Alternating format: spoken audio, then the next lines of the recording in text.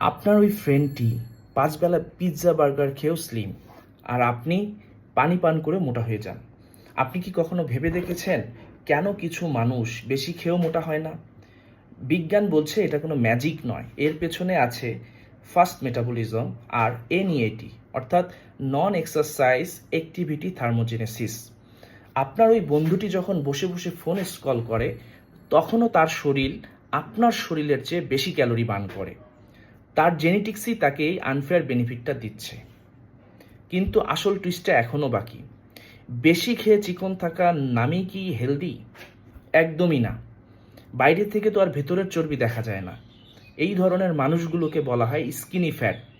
বাইরে থেকে ফিট দেখা গেলেও এদের অর্গানগুলোর চারপাশে জমতে থাকা চর্বি, ভিসেরাল ফ্যাট, এদেরকে দ্রুত ডায়াবেটিক্স, হাই ব্লাড প্রেশার, এমনকি হার্ট অ্যাটাকের দিকে দ্রুত ঠেলে দিচ্ছে। তাহলে এখন সমাধান কি? সমাধান হলো ওই মানুষগুলোকে দেখে আপনি ডিপ্রেশনে ভোগা বন্ধ করুন।